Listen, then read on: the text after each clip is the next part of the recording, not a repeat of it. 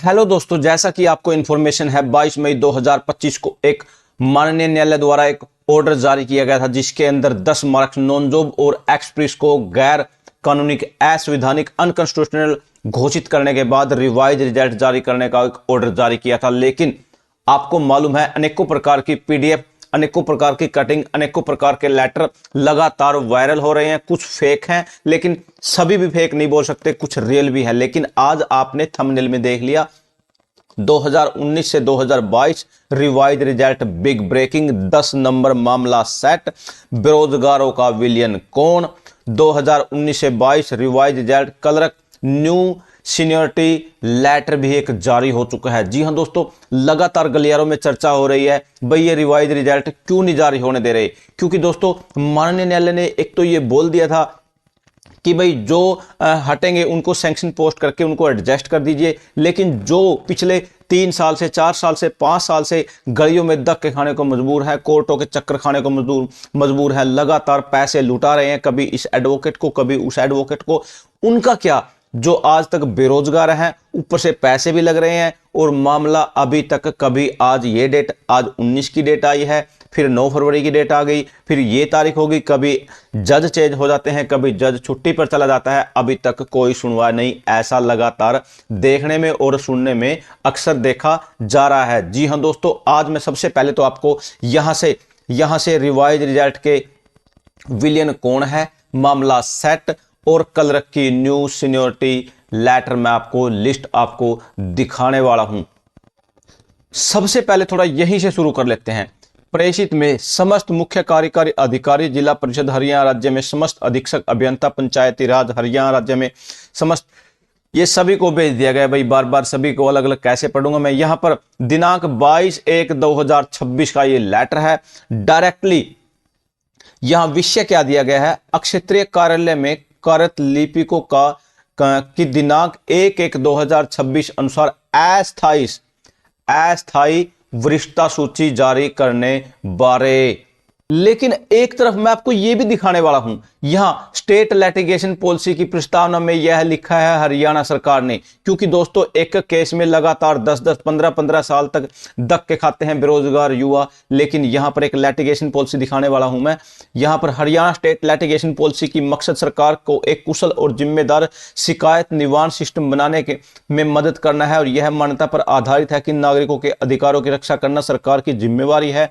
सभी सरकारी विभाग, स्टेट पब्लिक सेक्टर अंडरटेकिंग, विधानिक संस्थाएं, कर्मचारी जो सीधे या अप्रत्यक्ष रूप से लिटिगेशन से जुड़े हैं, स्टेट लिटिगेशन पॉलिसी के नियमों का पालन करने के लिए बाध्यकारी असर होगा।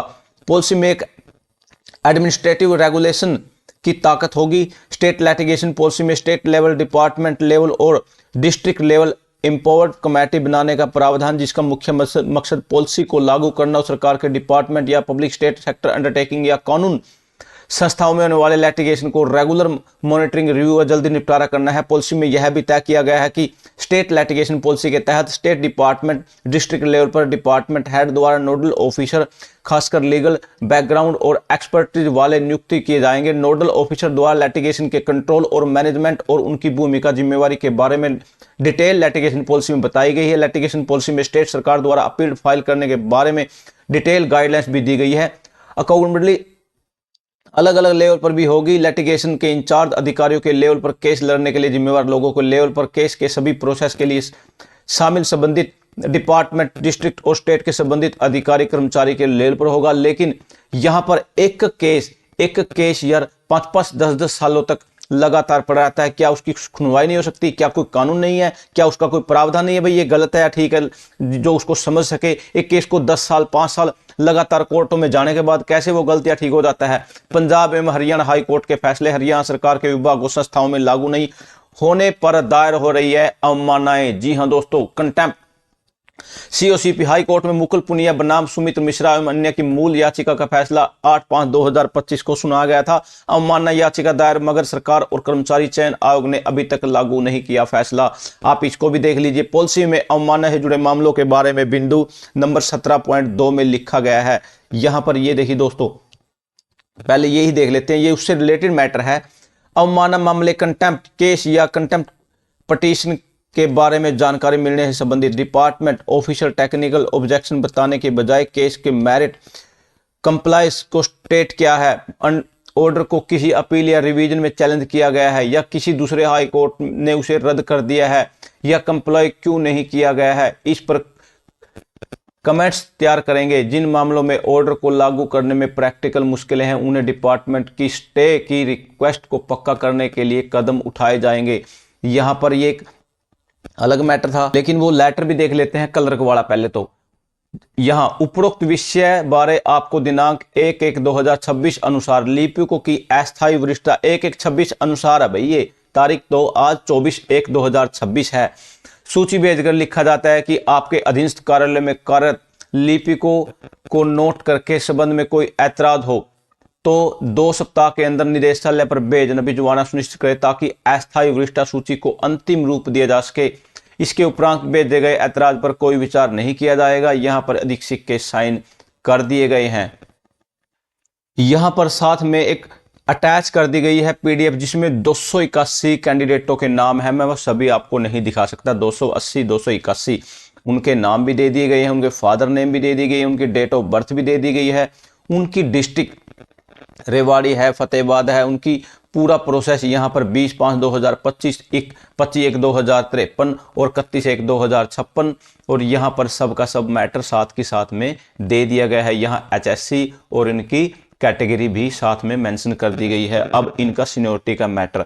जी हाँ दोस्तों, जैसा कि आपको इन्फॉर्मेशन है, अब मैं डायरेक्टली मुद्दे पर आ जाता हूं। यहां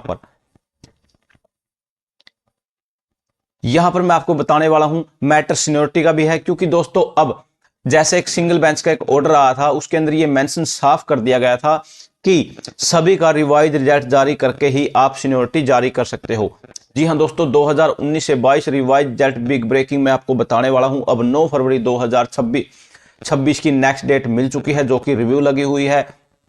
उस रिव्यू में जितना जो भी फाइनल डिसीजन आएगा वो सभी डिसीजनों पर लागू होगा, सभी ऑर्डरों पर लागू होगा जो सिंगल बेंच पर पहले ही लगातार आ रहे हैं, वो सीनियरिटी का मैटर हो या फिर रिवाइज रिजल्ट का। पहले तो मैं आपको बताने वाला हूं पॉलिसी क्वेस है। जी हां दोस्तों, 2019 से 22 के बीच में जितने भी जो वैकेंसियां निकली हैं उनके अंदर जो लगे हुए हैं कर्मचारी हैं वो भी लगातार अब कोर्टों में जा चुके हैं, क्योंकि दोस्तों उनको कोर्टों में जाने का उनका फर्ज भी है। क्योंकि दोस्तों अगर रिजल्ट रिवाइज होगा तभी जो लगे हुए हैं उनको सीनियरिटी का बेनिफिट मिलेगा, क्योंकि 5 या 10 नंबर लेकर कुछ तो ऐसे हैं जो अक्सर सुनने में आ रहा है वो फर्जी मार्क्स लेकर लगे हुए हैं। लेकिन दोस्तों अब जैसे ही ये 90 में से रिवाइज रिजल्ट जारी होगा तो जो भी कर्मचारी 2019 से लेकर 2022 तक जितने भी वैकेंसियों में लगे हुए हैं, अगर वो सभी कोर्ट का सहारा लेंगे, माननीय न्यायालय का सहारा लेंगे, कानूनी रूप से सहारा लेंगे, तो उन सभी को भी रिवाइज रिजल्ट जारी होगा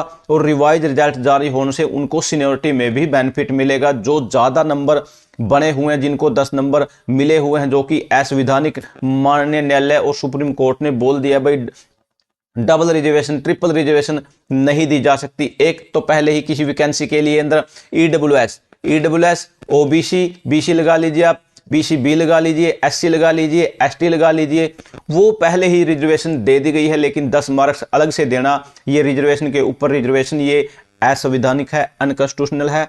और जिसको माननीय न्यायालय ने उस पॉलिसी को ही, जो कि 6/2019 को 10 नंबर जिसके अंदर देने का प्रावधान था, उसको क्वैश कर दिया है। क्वैश का मतलब ये है सभी भर्तियां जो कि उसके बेस पर हुई हैं सभी का रिवाइज रिजल्ट होगा 100%। लेकिन अगर कहीं ना कहीं, अब मैं आपको बताने वाला हूं, यहां सिस्टम है, कुछ भी हो सकता है, उसके अंदर अगर कुछ भी सेटिंग हो जाती है, मामला गड़बड़ हो जाता है, तब एक अलग मैटर है। लेकिन लीगली प्रोसेस ये है 2019 से 2022 तक जितनी भी वैकेंसियां हुई हैं उन सभी के अंदर जो भी लगे हुए हैं, जो लगे हुए कर्मचारी हैं, उनको भी मानने ने लगन सारा लेना चाहिए भाई, सीनियरिटी में भी रिवाइज रिजल्ट को जारी करो। और 2019 से 2022 तक जितनी भी वैकेंसियां हुई हैं उन सभी का भी रिवाइज रिजल्ट जारी करके नई वैकेंसियां लगाओ। जो लगे हुए हैं उनको एडजस्ट करो, उनका क्या कसूर है। लेकिन जो पिछले 3 साल से 4 साल से 5 साल से गलियों में धक्के खा रहे हैं उनकी तरफ भी सरकार को देखना चाहिए, उनको भी फटाफट से लगाना चाहिए। ऐसा सुनने में आ रहा है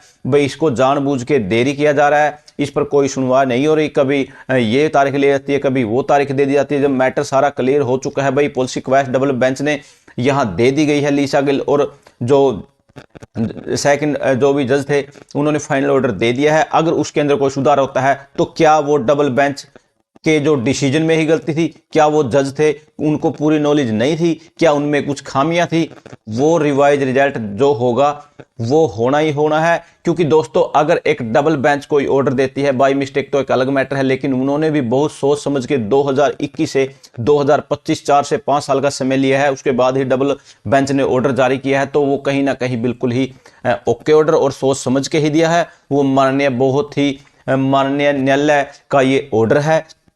और मैं आपको बताने वाला हूं अब लगातार केसों के संख्या इसके अंदर बढ़ती जा सकती है, क्योंकि दोस्तों जो लगे हुए हैं वो भी अब कोर्ट का सहारा लेंगे। क्योंकि माननीय जो क्लर्क का रिजल्ट जो दिया था, वो सीनियोरिटी का जो मैटर दिया था, उसके अंदर डायरेक्टली जज साहब ने बोल दिया था भाई सीनियोरिटी के अंदर इनको नंबर नहीं दिए जाएंगे, पहले रिवाइज रिजल्ट जारी करो उसके बाद ही इनको सीनियोरिटी दे दीजिए। अब मामला सेट। बेरोजगार का विलन कौन है, लगातार गलियारों में चर्चा हो रही है कि कुछ तो ऐसे एडवोकेट हैं जो इसको गलत तरीके से पेश कर रहे हैं। वो बोल रहे हैं भाई इसका रिजल्ट नहीं जारी होना चाहिए, उसका रिजल्ट नहीं जाना चाहिए। उनको होना चाहिए भाई जो बाहर रहे हैं उनको सेव करे, वो अपने जो पटिशनर है उनका ये बेनिफिट ले। भाई जो कर्मचारी अगर कहीं ना कहीं हटने एक गार पर है तो उनको आप सेट कीजिए, उनको मत हटाइए। लेकिन जो पिछले 3 साल से 4 साल से 5 साल से लगातार धक्के खा रहे हैं, धक्के खाने को मजबूर हैं, उनका क्या कसूर है, उनको फटाफट से ज्वाइन करा दीजिए। वो इफेक्टेड है सबसे ज्यादा, तो 3 से 5 साल लगातार धक्के खा रहे हैं। और उसकी तरफ से कुछ ऐसे भी हैं जो लगातार बोल रहे हैं भी एचएससी इसका रिवाइज रिजल्ट नहीं जारी होना देना चाहती। अब मैं इस पर बेरोजगारों का विलेन कौन है मैं डायरेक्टली किसी पर नहीं बोल सकता। ये एक मैटर है, जो भी संवैधानिक होगा, जो कानूनी रूप से होगा उसका फॉलो कीजिए, उन ही गाइडलाइंसों को ध्यान में रखते हुए उन सभी पर कार्रवाई कीजिए। लेकिन फटाफट से चैनल को सब्सक्राइब जरूर कर लीजिए। थैंक यू दोस्तों, नमस्कार दोस्तों।